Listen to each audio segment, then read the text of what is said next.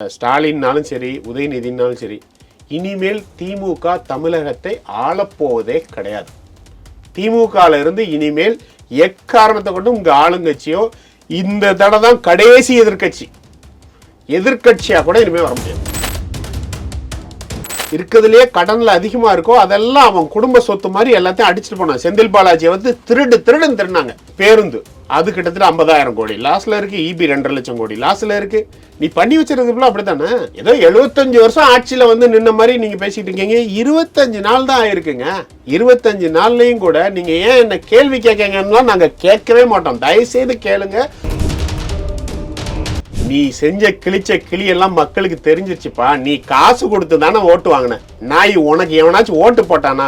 நீ காசு கொடுத்து ஓட்டு வாங்கின நாய். நீ இதெல்லாம் பேசலாமா? ஃபர்ஸ்ட் உனக்கு உங்க கலைஞருக்கோ உங்க ஸ்டாலினுக்கோ ஓட்டு விழுந்து ஜெயிச்சிருங்கிற நம்பிக்கையே உனக்கு இல்ல. நீ பேசுறதுக்கு போய் தகுதியா? ஒத்த ரூபாய் காசு கொடுக்காம வாங்கியிருக்கோம். அப்ப நீ எதை காட்டின?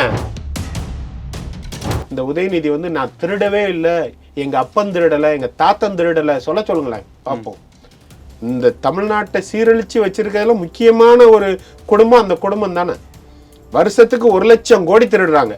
அதை தான் தளபதி சொன்னாரு. 40% ஸ்டாலின் கமிஷன். நீ யோக்கியனே கிடையாது. நீ பேசுறதுக்கு உனக்கு வந்து அருகதையும் கிடையாது.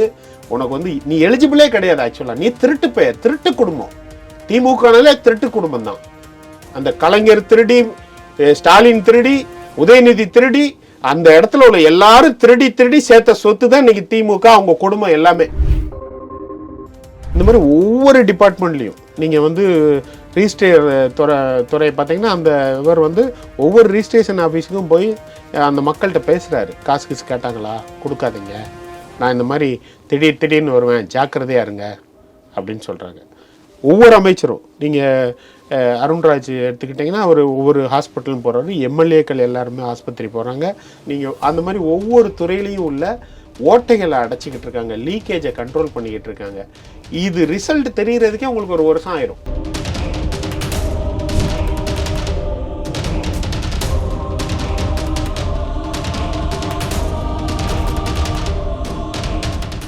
ரியல் ஒன் உறவுகளே, நடுநிலையோடு பொறுப்புடன் செய்திகளை வழங்கி பல லட்சக்கணக்கான மக்களின் நம்பிக்கையை பெற்ற நமது சேனலின் வளர்ச்சிக்கு உங்கள் ஆதரவு தேவை. இந்த ஊடக பயணம் தொடர்ந்து வலுப்பெற திரையில் தெரியும் QR கோட் ஸ்கேன் செய்தோ அல்லது டிஸ்கிரிப்ஷனில் உள்ள வங்கி விவரங்கள் மூலம் உங்களால் முடிந்த அளவு சப்போர்ட் செய்யுங்கள். உங்கள் ஒவ்வொரு ஆதரவும் நமது குரலை இன்னும் பல லட்சம் பேரிடம் கொண்டு செல்ல உதவும். ரியல் ஒன் நேயர்களுக்கு வணக்கம். இன்று நம்மளுடைய நேர்காணலுக்கு தாவேகா ஆதரவாளரான திரு பம்மல் கந்தசாமி அவர்கள் இணைஞ்சிருக்காங்க. சார் வணக்கம். வணக்கம். எப்படி போயிட்டு இருக்கு ஆட்சி? நல்லா போகுது. இப்போ நேற்று உதயநிதி அவர்கள் வந்து அறிவிப்பு கூட்டம் அப்படிங்கிற மாதிரி அவரோட தொகுதியில் ஒரு விஷயம் வந்து சொல்லியிருந்த மாதிரியே அந்த கூட்டம் வந்து நடந்திருந்தது. நிறையா விஷயங்கள் வந்து ஷேர் பண்ணியிருந்தார். அதில் குறிப்பிட்டு சொல்லக்கூடக்கூடிய விஷயம் என்ன அப்படின்னா வந்து இப்போது எம்எல்ஏவா மினிஸ்டராக இருக்கிறவங்கலாம் யார் அப்படின்னு பார்த்தோம்னா கஞ்சா விற்கிறவங்க, தன்னுடைய மனைவியை வந்து கொடுமைப்படுத்தினவங்க, வாச்சாத்தி சம்பவத்திற்கு முக்கிய காரணமாக இருந்தவங்க, இவங்கெல்லாம் தான் தற்பொழுது அமைச்சராக எம்எல்ஏவாக இருக்காங்க. ஏன்டா இவங்களுக்கு ஓட்டு போட்டோன்னு வருந்தக்கூடிய அளவுக்கு தான் ஆட்சி நடந்துக்கிட்டு இருக்கு அப்படிங்கிற மாதிரியான விஷயத்த வந்து சொல்லியிருந்தார். நிறைய விஷயம் சொல்லியிருக்காரு. நம்ம அந்த விஷயங்களை அடுத்தடுத்து பார்ப்போம். ஃபஸ்ட்டு இப்போது அந்த அதிகாரத்தில் இருக்கிறவங்களை இந்த மாதிரி விமர்சனம் பண்ணதை எப்படி பார்க்குறீங்க? வைத்தறிச்ச வேற என்ன பண்ண முடியும் சொல்லுங்க. தோத்துட்டாரு, இனிமே வரவே முடியாது. எப்படி எம்ஜிஆர் முதலமைச்சராக வந்ததுக்கு அப்புறம் திமுகவுக்கு இடமே இல்லைன்னு ஒரு செய்தி வந்து உணர்த்தப்பட்டதோ இப்போ அதை உணர்ந்துட்டாங்க. இனிமே புலம்ப வேண்டியதானே. கொஞ்ச நாள் புலம்பட்டும்.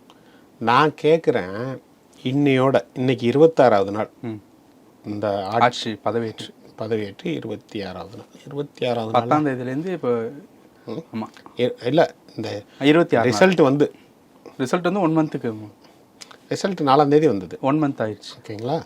ஸோ 10ஆம் தேதியோ 15ஆம் தேதியோ பக்கத்தில் தான் வந்தாங்க. ஒரு 20 நாள் ஆட்சியை நீங்கள் என்னெல்லாம் பேசணும்னு பேசுகிறீங்க. போன தடவை இதே ஆள் தான் 120 நாள் தாண்டினதுக்கப்புறம் 120 நாள் தான் ஆச்சு அப்படின்னு சொன்னார். 10 வருஷத்துக்கு அப்புறம் ஆட்சிக்கு வந்திருக்கோம், 120 நாள் தான் ஆச்சுன்னு.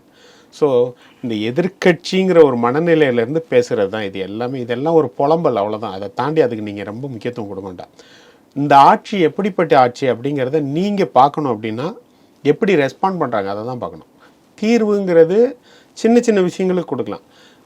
Long term. இது வந்து இப்போ கிட்டத்தட்ட புற்றுநோய் மாதிரி 50 வருஷம் புறையோரி போடுற ஒரு சிஸ்டத்தை வந்து மாற்றுறோம்.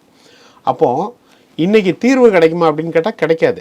தீர்வு இல்லையே, இந்த பிரச்சனை நடக்க அப்படின்னு எதிர்க்கட்சிகள் அதெல்லாம் பிரச்சனைகளை எஸ்கலேட் பண்ணுறாங்கன்னா அதெல்லாம் பண்ணணும், அதெல்லாம் தப்பு கிடையாது. பிரச்சனைகள் அவங்க வந்து எஸ்கலேட் பண்ணால் நம்ம தீர்வை நோக்கி வேகமாக போய்கிட்டு இருப்போம். ஆனால் தீர்வு இல்லை, என்ன ஆட்சி செய்கிறீங்க, அந்த கேள்வி தவறானது. ரெஸ்பாண்டிங் டைம் பாருங்கள். முன்னாடி வந்து ஏதாச்சும் ஒரு போலீஸ் தப்பு செஞ்சால் சப்பக்கட்டு கட்டுவாங்க, இப்போ வந்து சஸ்பெண்ட் பண்ணுறாங்க. முன்னாடி வந்து ஒரு டெண்டர் விடுறதுக்கு அவங்களே வந்து ஒரே கம்ப்யூட்டரில் ஒரே ஐபியில் என்னெல்லாமோ முறைகேடு பண்ணாங்க. இன்றைக்கி வந்து அந்த டெண்டர் எடுக்கிற ஆட்களை கூப்பிட்டு உட்கார வச்சு யாருக்கும் காசு கொடுக்காதீங்க அப்படின்னு சொல்கிறாங்க. அதை வந்து அவங்கெல்லாம் ரொம்ப ஆச்சரியமாக பார்த்துக்கிட்டு இருக்காங்க. இந்த மாதிரி ஒவ்வொரு டிபார்ட்மெண்ட்லேயும் நீங்கள் வந்து ரிஜிஸ்டர் துறையை பார்த்தீங்கன்னா அந்த இவர் வந்து ஒவ்வொரு ரிஜிஸ்ட்ரேஷன் ஆஃபீஸுக்கும் போய் அந்த மக்கள்கிட்ட பேசுகிறாரு. காசு கேட்டாங்களா, கொடுக்காதீங்க, நான் இந்த மாதிரி திடீர்னு வருவேன், ஜாக்கிரதையாக இருங்க அப்படின்னு சொல்கிறாங்க. ஒவ்வொரு அமைச்சரும் நீங்கள் அருண்ராஜ் எடுத்துக்கிட்டிங்கன்னா அவர் ஒவ்வொரு ஹாஸ்பிட்டலும் போகிறாரு. எம்எல்ஏக்கள் எல்லாருமே ஆஸ்பத்திரி போகிறாங்க, சின்ன பிரச்சனையை கூட அட்ரஸ் பண்ணுறாங்க. முன்னாடி வந்து அந்த அமைச்சரைகளே அந்த ஆட்களே அங்கே போய் இதை அட்ரஸ் பண்ண மாட்டாங்க, அட்ரஸ் பண்ணால் கூட வெளியில் வராமல் பார்த்துப்பாங்க. நீங்கள் இல்லை ஹெச்ஆர்என்சி எடுத்துக்கோங்க, எனி டிபார்ட்மெண்ட், மின்துறை எல்லாத்துலேயுமே வேலை செய்ய ஆரம்பிச்சிருக்காங்க. அது என்ன வேலை செய்கிறாங்கன்னு வெளியில் தெரியுது. ரெஸ்பாண்டிங் இன்க்ரீஸ் ஆகிருக்கு. பீப்புள் ஒரு பிரச்சனை சொன்னாங்கன்னா அதை ரெஸ்பாண்ட் பண்ணுறாங்க. அதிகாரி ஒரு பிரச்சனை சொன்னாங்கன்னா ரெஸ்பாண்ட் பண்ணுறாங்க. எதிர்க்கட்சி ஒரு பிரச்சனை சொன்னாங்கன்னா அதை ரெஸ்பாண்ட் பண்ணாங்க. இதுக்கு முன்னாடி இந்த மாதிரி ஒரு ஆட்சி நடந்ததே கிடையாது. என்னை பொறுத்தவரை நீங்கள் ஒரு 6 மாதம் 1 வருஷம் கழித்து இதில் ஏதாச்சும் ஒரு தீர்வு வரல அப்படிங்கிற நோக்கி போகலாம். அப்போவே கூட இவங்க 50 வருஷம் 70 வருஷம் இவங்க வந்து புற்றுநோயாக ஆக்கி வச்சிருந்த ஒரு விஷயத்த சரி பண்ணிக்கிட்டு இருக்கோம். ஓவர் நைட் ஒபாமாலாம் இங்கே ஆகாது. ஆனால் நீங்கள் பார்க்க வேண்டியது ஒன்றே ஒன்று தான், ரெஸ்பாண்டிங் தான். ரெஸ்பாண்ட் பண்ணுறாங்களா? ரெஸ்பாண்ட் பண்ணுறாங்கன்னா அவங்க நல்ல அதை நோக்கி போய்கிட்டு இருக்காங்கன்னு அர்த்தம். இது வந்து கண்கூட மக்கள் எப்போ உணர ஆரம்பிப்பாங்கன்னா, இப்போ வந்து நீ லஞ்சம் வாங்காத, ஊழல் பண்ணாத, மக்கள்கிட்ட டக்குன்னு போயெல்லாம் தெரியாது. இப்போ ரோடு போடுறதுல நீங்கள் வந்து கமிஷன்லாம் கொடுக்காதீங்கன்னா மக்கள்கிட்ட போய் இன்றைக்கே உடனே தெரியாது. நீங்கள் அந்த மாதிரி ஒவ்வொரு துறையிலையும் உள்ள ஓட்டைகளை அடைச்சிக்கிட்டு இருக்காங்க, லீக்கேஜை கண்ட்ரோல் பண்ணிக்கிட்டு இருக்காங்க. இது ரிசல்ட் தெரிகிறதுக்கே உங்களுக்கு 1 வருஷம் ஆயிரும். இதுதான் ஒரு நல்ல தீர்வை நோக்கி போடுற அரசாங்கம். எடுத்து வந்த உடனே அதை ஸ்டார்ட் பண்ணிட்டாங்க. வெரி ஃபர்ஸ்ட் நாள்லேருந்து. எப்போதுமே தலைவன் எவ்வளியோ அப்படித்தான் தொண்டர்களும் இருப்பாங்க, கீழே உள்ளவனும் இருப்பாங்க. அதனால தான் மேலே உள்ளவன் நல்லா இருக்கணும்னு சொல்லுவாங்க. அதனால தான் தளபதி வந்து ஃபஸ்ட்டே சொல்லிட்டாரு, எலெக்ஷன் முன்னாடி நான் 1 பைசா தொட மாட்டேன், யாரையும் 1 பைசா தொட விட மாட்டேன். அப்புறம் எலெக்ஷனில் ஜெயிச்சு சிஎம் ஆனவொடனே பேசுகிறாரு, நம்மெல்லாம் வந்துட்டோம், ஒரு ஆட்டம் ஆடிடலாம் அப்படின்னு நினச்சிடாதீங்க. அப்படி ஒரு நினப்பு இருந்தால் இப்போவே எரேசர் எடுத்து அதை அழிச்சிருங்க அப்படின்ட்டார். ஒவ்வொரு துறை அமைச்சரும் அதை திருப்பி பொது வழியில் பேசுகிறாங்க. அதுக்கே ஒரு தில்லு வேணும். ஏன் இந்த உதயநிதி வந்து நான் திருடவே இல்லை, எங்கள் அப்பன் திருடலை, எங்கள் தாத்தன் திருடலை சொல்லுங்களேன் பார்ப்போம். இந்த தமிழ்நாட்டை சீரழித்து வச்சிருக்கிறதுல முக்கியமான ஒரு குடும்பம் அந்த குடும்பம் தானே. வருஷத்துக்கு 1 லட்சம் கோடி திருடுறாங்க. அதை தான் தளபதி சொன்னார், 40% ஸ்டாலின் கமிஷன், ஸ்டாலின் டாக்ஸ் அப்படின்னு. நீ யோக்கியனே கிடையாது, நீ பேசுறதுக்கு உனக்கு வந்து அருகதையும் கிடையாது, உனக்கு வந்து நீ எலிஜிபிளே கிடையாது. ஆக்சுவலாக நீ திருட்டு குடும்பம். திமுகனாலே திருட்டு குடும்பம் தான். அந்த கலைஞர் திருடி, ஸ்டாலின் திருடி, உதயநிதி திருடி, அந்த இடத்துல உள்ள எல்லாரும் திருடி சேர்த்த சொத்து தான் இன்னைக்கு திமுக, அவங்க குடும்பம் எல்லாமே. நீங்கள் இன்னைக்கு எதிர்கட்சியாக இருந்துக்கிட்டு என்ன நடக்குது அப்படிங்கிறத மக்கள்கிட்ட கொண்டு போய் சேர்க்க விடாமல் ஏதோ பாலிடிக்ஸ் பண்ணணுங்கிறதுக்காக பண்ணுறீங்க. சட்டம் ஒழுங்குனாலும் சரி, இல்லை திடீர்னு நீங்கள் வந்து கரண்ட் கட்டுனாலும் சரி. கரண்ட் கட்டு சொல்கிறாங்களே, 25 நாளில் கரண்ட் உற்பத்தி எப்போலாம் நிப்பாட்ட முடியுமா? 25 நாளில் நிலக்கரி வாங்கி எல்லாத்தையும் அழிச்சிட முடியுமா? அப்போ இன்னைக்கு நடக்கிறதுக்கு யார் காரணம்? சட்டம் ஒழுங்கு பிரச்சனை. அப்படின்னா 25 நாளில் 1.5 லட்சம் போலீஸையும் எல்லாத்தையும் சரி பண்ண முடியுமா? ஆனால் இவங்க ரெஸ்பாண்டிங் டைம் பாருங்கள். பண்ண முடியுமான்னு நான் கேட்குறேன். அதே நேரத்தில் பண்ணணும் அப்படிங்கிறதையும் நாங்கள் எடுத்துக்கிறோம். அது எப்படி பண்ணணும் அப்படின்னா, பிரச்சனை வரும்போது ரெஸ்பாண்டிங். அந்த இடத்துல வந்து பெண்களுக்கு எதிராக வந்து அவங்க கேஸ் எடுக்கலை அப்படின்னு சொல்லி திருநெல்வேலி பக்கம் சஸ்பெண்ட் பண்ணுறாங்க. ஒவ்வொரு இடத்துலையும் போலீஸ்காரன் வந்து இப்போது நியாயமா நடக்கணும், இல்லைன்னா சஸ்பெண்ட் ஆயிடுவோம் அப்படிங்கிறத அவன் மனசுக்குள்ள விதைச்சிக்கிட்டு இருக்காங்க. இபியில புறையோடி போயிருக்கு. ஏன்னா இபியை எதெல்லாம் வரைக்கும் காணாம, ஆமா, எதெல்லாம் வந்து இருக்கிறதுலயே கடன்ல அதிகமா இருக்கோ அதெல்லாம் அவன் குடும்ப சொத்து மாதிரி எல்லாத்தையும் அடிச்சுட்டு போனான். செந்தில் பாலாஜியை வந்து திருடுன்னு திருடினாங்க. அப்புறம் பேருந்து அது கிட்டத்தட்ட 50,000 கோடி லாஸ்ல இருக்கு. இபி 2.5 லட்சம் கோடி லாஸ்ல இருக்கு. நீ பண்ணி வச்சிருக்கிறதுல அப்படித்தானே. ஏதோ 75 வருஷம் ஆட்சியில வந்து நின்ன மாதிரி நீங்க பேசிட்டு இருக்கீங்க. 25 நாள் தான் ஆயிருக்குங்க. 25 நாள்லையும் கூட நீங்க ஏன் என்ன கேள்வி கேட்கங்கன்னா நாங்க கேட்கவே மாட்டோம். தயவு செய்து கேளுங்க, தயவு செய்து சுட்டி காட்டுங்க. அதை பத்தியெல்லாம் கவலையே கிடையாது. நீங்க பண்றது நல்லது. அதுக்கு ரெஸ்பாண்ட் நாங்க எப்படி பண்றோம் அப்படிங்கறத நீங்க பார்க்கணும். மக்கள் அதை தான் பார்க்கணும். ரெஸ்பாண்டே பண்ணல அப்படின்னா அது தவறு. இங்க ரெஸ்பாண்ட் பண்றாங்க, ஒவ்வொரு விஷயத்துக்கும் ரெஸ்பாண்ட் பண்றாங்க, துறை ரீதியா ரெஸ்பாண்ட் பண்றாங்க, அதை சரி பண்றதுக்கு உண்டு, அதை நோக்கி பயணப்படுறாங்க. யாரை சஸ்பெண்ட் பண்ணுமா பண்றாங்க, யாரை டிரான்ஸ்ஃபர் பண்ணணுமா பண்றாங்க, யார் மீது நடவடிக்கை எடுக்கணுமா எடுக்கிறாங்க, கீழே போய் அதை ஏதாச்சும் ஒவ்வொரு இடத்துலையும் வந்து சர்ச் பண்ணணுமா பண்றாங்க, எல்லாமே பண்றாங்கல்ல. அந்த ரெஸ்பாண்ட் தான் இப்போ நீங்க எதிர்பார்க்கணும். அது நடந்துகிட்டு இருக்கு. இது ஒரு காலத்துல இதெல்லாம் சேர்ந்து ஒரு நல்ல விஷயமா மாறும்போது மக்கள் கொண்டாடுவாங்க. அதை நீ இந்த எதிர்கட்சிகள் புலம்பிக்கிட்டே இருங்க. நான் இன்னைக்கு சொல்றேன், ஸ்டாலின்னாலும் சரி, உதயநிதினாலும் சரி, இனிமேல் திமுக தமிழகத்தை ஆளப்போவதே கிடையாது. திமுகல இருந்து இனிமேல் எக்காரணத்தை கொண்டு உங்க ஆளுங்கட்சியோ இந்த தடவை தான் கடைசி எதிர்கட்சியா கூட இனிமே வர முடியாது. ஓகே, இப்போ பேசக்கூடிய இடத்துலையுமே பேசாம போறது அப்படிங்கிறது எந்த மாதிரியான ஒரு விஷயம்? இதுதான் ரெஸ்பான்சிபிளா அப்படிங்கிற மாதிரி ஆசா வந்து கேட்டிருந்தாரு. ஆசா வந்து அவங்க பெரிய யோக்கியம். அவங்க கேட்கறதெல்லாம் என்ன பேசணும் அந்த இதை நான் ஃபுல்லா காணொலி எல்லாம் பார்த்தேன். பேசி தானே தமிழ்நாட்டை வளர்த்தோம். பேசித்தான் நீங்க தமிழ்நாட்டை ஏமாத்துனீங்க. நாங்க வேலை மட்டும் தான் செஞ்சுக்கிட்டு இருக்கோம். நான் என்ன சொல்றேன், இவங்க என்ன நினைச்சுக்கிட்டு இருக்காங்கன்னா, பாருங்க பேப்பரை வச்சு பேசுறாங்க, இப்படி பார்த்து படிக்கிறாங்க, இதுதான் அதான். நீ என்ன பேச்சு போட்டு வைக்கிறியா? நீ ஃபர்ஸ்ட் பிரைஸ் கொடுக்க போறியா? இது வந்து ஒரு நிர்வாகம். இந்த நிர்வாகத்துல நல்லது செய்யணும்னு எண்ணம் இருந்தா யாரு நல்லவங்களோ அவங்களெல்லாம் நிர்வாகியை வச்சு அடுத்த ஸ்டேஜுக்கு எடுத்துட்டு போகலாம். எத்தனை எம்எல்ஏ, எத்தனை மினிஸ்டர் அவங்க இதுல அறிவாளிங்க இருந்தாங்க நமக்கு தான் தெரியும்ல. ஏற்கனவே நம்ம நிறைய ஆட்களை பார்த்துருக்கோமே.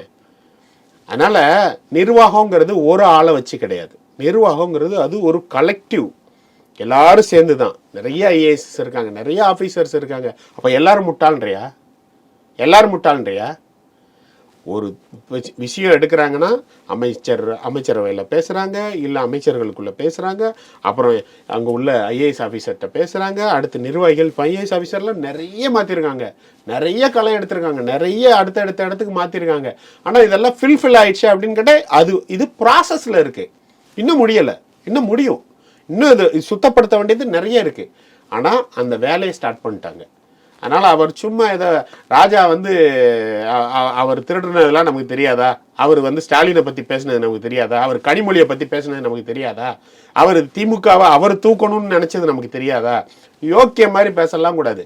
இன்னைக்கு அவர்கள் புலம்புற டைம், தாராளமாக புலம்பட்டும். அதை பற்றி நம்ம கண்டுக்காமல் அடுத்த வேலையை பார்த்துட்டு போனோம். இவங்களுக்கெல்லாம் பதில் சொல்ல வேண்டிய அவசியமே கிடையாது. இதெல்லாம் திருட்டு கும்பல். ராஜாலாம் யோக்கியனே கிடையாது.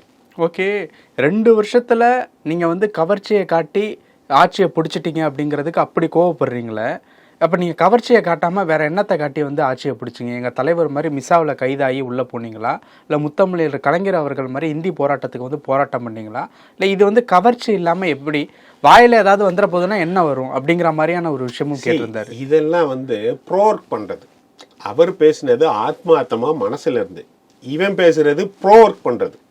நான் இப்படி பேசினா நீ வாயப்படுங்கிறது அப்படின்னு சொல்லுவாங்களா, அது நீ நான் இப்போவும் என் தலைவர் சொல்றது தான் எனக்கும் வருது. நீ செஞ்ச கிளியெல்லாம் மக்களுக்கு தெரிஞ்சிருச்சுப்பா. நீ காசு கொடுத்து தானே ஓட்டு வாங்கின நாய். உனக்கு எவனாச்சும் ஓட்டு போட்டானா? நீ காசு கொடுத்து ஓட்டு வாங்கின நாய், நீ இதெல்லாம் பேசலாமா? ஃபர்ஸ்ட் உனக்கு உங்க கலைஞருக்கோ உங்க ஸ்டாலினுக்கோ ஓட்டு விழுந்து ஜெயிச்சிருங்கிற நம்பிக்கையே உனக்கு இல்ல. நீ பேசுறதுக்கு போய் தகுதியா? ஒத்த ரூபாய் காசு கொடுக்காம வாங்கியிருக்கோம். அப்ப நீ எதை காட்டின? காசை காட்டு தானே ஓட்டு வாங்கின. உனக்கு தைரியம் இருக்கா? 1 ரூபாய் காசு கொடுக்காம நீ நின்னையா? காசு கொடுத்து தானே ஓட்டு வாங்கின நாய். காசு கொடுத்து ஓட்டு வாங்கின நாய். அது தமிழக மக்களை தான் கொச்சைப்படுத்துறாரு. இவர் விஜயை கொச்சைப்படுத்தல. ஃபர்ஸ்ட் புரிஞ்சுக்கோங்க, கவர்ச்சியை காட்டி இப்படின்னு. அப்போ மக்கள் ஃபுல்லா முட்டாள்னு நினைச்சுக்கிட்டு இருக்காங்களா? நீ திருட்டு கும்பல், உன்கிட்ட இருந்து தப்பிக்கிறதுக்கு எனக்கு வழியே தெரில, உனக்கு இவர் எவ்வளோ பெட்டரா, நாங்க இவரை வச்சு பாத்துக்கிறோம் அப்படின்றாரு.